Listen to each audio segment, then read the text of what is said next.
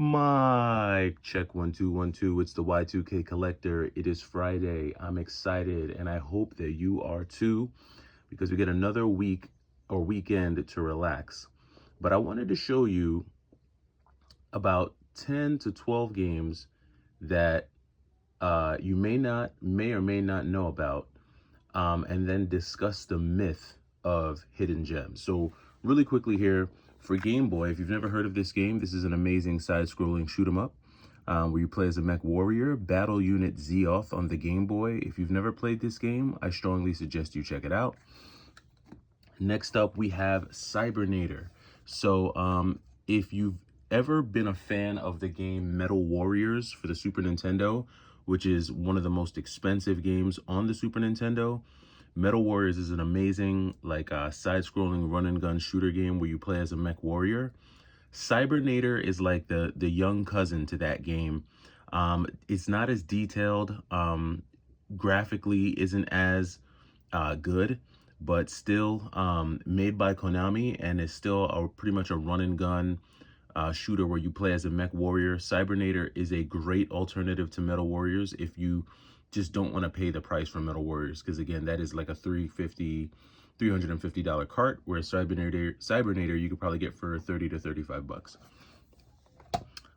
Here's a shoot 'em up on the Sega Genesis that you may or may not have heard of. This is Wings of War, or otherwise known as Gurong. I think I'm saying that right, maybe not. If I'm saying it wrong, let me know down in the comments. But Limited Run recently re-released this game. They tend to pull these obscure games that a lot of people don't know about and re-release them. And for those who have never heard of this game or games like this, they're like, wow, this is amazing. They think it's like this amazing thing. But Wings of War is another side-scrolling shoot 'em up. It was either Limited Run or Strictly Limited, I can't remember. But this is a really cool side-scrolling shoot 'em up. The enemies in this one are pretty weird, but this is a ton of fun, and it came out way back in the day on the Genesis. So this is the original Wings of War. Then you have another shoot 'em up, Star Soldier on the N64. I would say that this is like Nintendo's version of like Raystorm on the PlayStation 1. This is pretty much a top-down, like 2.5D shoot 'em up.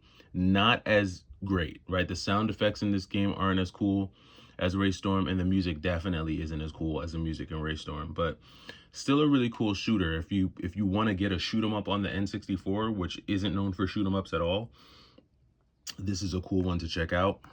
On the Dreamcast, if you're looking for like a unique arena style fighter, or a unique arena style battler, Heavy Metal Geomatrix. It's a game that not very many people talk about. Not very many people, I think, even know about this game. Very, very unique game. Very, under the radar. Not a lot of people know about this one. But again, really, really cool, futuristic arena style battler. Just really, really tons of fun on this one. Has that whole cyberpunk kind of feel. Half human, half robot, deal going on. So this is a cool one. I'm not sure if this one came out in the arcades, but for sure it came out on the Dreamcast. This is one that you may or may not have heard of. Next up, Silent Bomber. So I've talked about this game before, but this is one of my favorite games on the PlayStation 1. This is a kind of somewhat of like an isometric run and gun, like adventure game. It has kind of like an open world feel to it, but the viewpoint on this one is really cool, and it's pretty much like open world Bomberman kind of, just better. Like, your main weapon is you set bombs. You have different types of bombs that you get throughout the game. You're able to power yourself up. You fight bosses. There are really cool boss battles in this game. And this is one of the better games on the PlayStation 1, both graphically, musically, gameplay wise. This is a really sick game. If you've never heard of Silent Bomber, check it out, give it a try. Here's another shoot 'em up for all you shoot 'em up fans. I know I'm going shoot 'em up crazy today, but Chaos Field. This is a shoot 'em up on the GameCube. So again, I know the GameCube isn't known for its shooters, although it does have one of the most iconic shooters on it, the most iconic shooter of all time, one of them in Ikaruga. But there was another shoot 'em up on there, Chaos Field. This is also part of a shooting collection that you can get on the Nintendo Wii, but really, really cool game. Again, this one is, I believe this one is like a top-down shoot 'em up. Yeah, this one is like more of a bullet hell style shoot 'em up. This is one I played a little bit. If you're looking for like a shoot 'em up style game on the GameCube, this is the direction you want to go in. And then here's another. So this is pretty much like a really, really cool hack and slash style game, Nightshade. So if you were a fan of the game Shinobi on the PlayStation, so Shinobi, which was also like a kind of like a not run and gun, but run and hack and slash. This one is like a hack and slash action adventure game, very fast pace, uses a lot of combos. You have really cool, unique settings and areas that you fight in.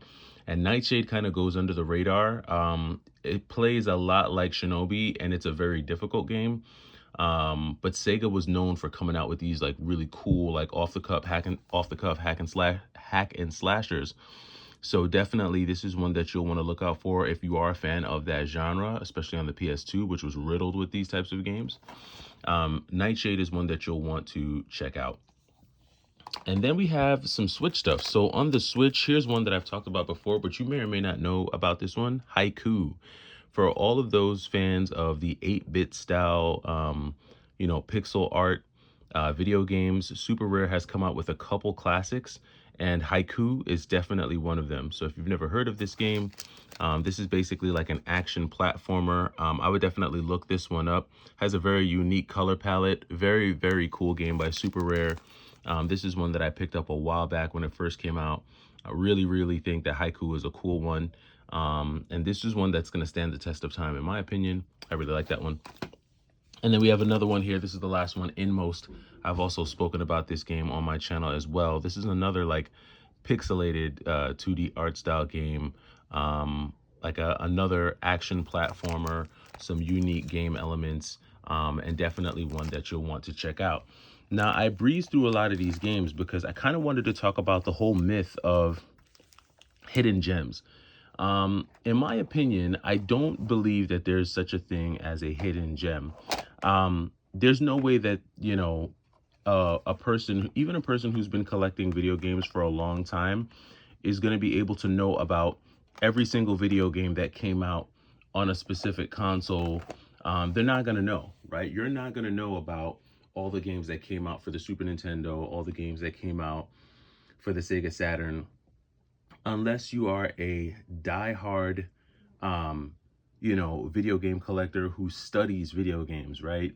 You go online or you do your research, you pull up a database that will show you every single type of game that was released on a system, and then you kind of do your search from there. And most people don't have the time to do that, especially when you were a child. You never even thought to say, let me go ahead and research, all the games that are available for the Genesis. You pretty much bought the games that you were introduced to, whether you were introduced to it by your friends, whether you saw it on a TV commercial, whether you saw a poster about it, or maybe you were in a game store and, a demo was playing on a TV screen, or they had the little kiosk. That's usually how we found, the information about our video games.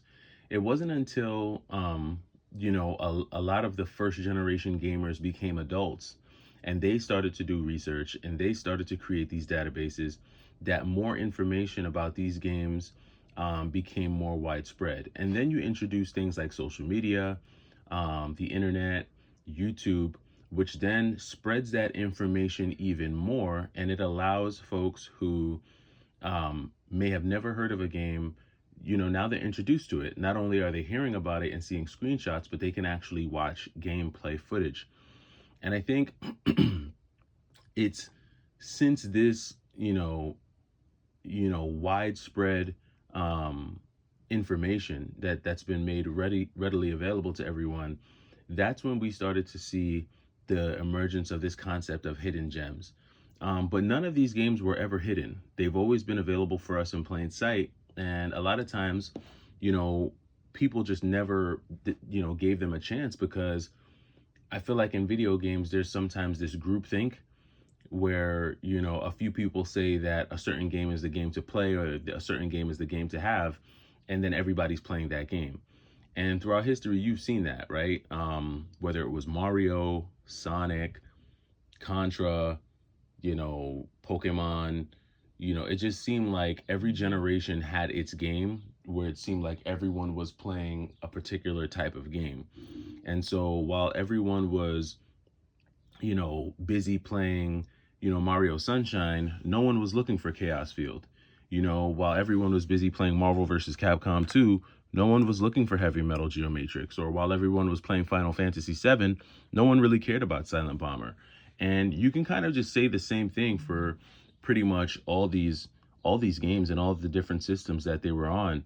But I think as game collectors, if you're a person who likes to collect video games, if you're a person who likes to, play a lot of games that are in a certain genre, now is a time where it's very easy for you to do your research and find games that appeal to your gameplay style. So if you're a shoot 'em up person, it takes nothing to go online and say top 100 shoot 'em ups on the GameCube, or top 100 shoot 'em ups on the Sega Saturn, or top 100 shoot 'em ups ever. Or if you're a beat 'em ups person or an RPG person, same thing, right? Top 100 RPGs ever, right? And then from there, you can kind of do your research and just find whatever you want. My point is that none of these games are hidden. They're ready and available for you. It's just about, are you looking for the games that you like to play, or are you too busy trying to play the games that everyone else is telling you to play? And I think that's the big difference when it comes to finding unique and fun games that appeal to you. So these are just my thoughts on a Friday. I know I came in hot and heavy this morning, but it's Friday. It's going to be a busy day for me, so I kind of wanted to get an early video out for all of these subscribers. Hopefully you have a banging Friday, man. Hopefully you have an amazing Friday. As you can see, I had to pause. I was playing through some Shatterhand, which is another gem. I guess you could say hidden gem, quote unquote.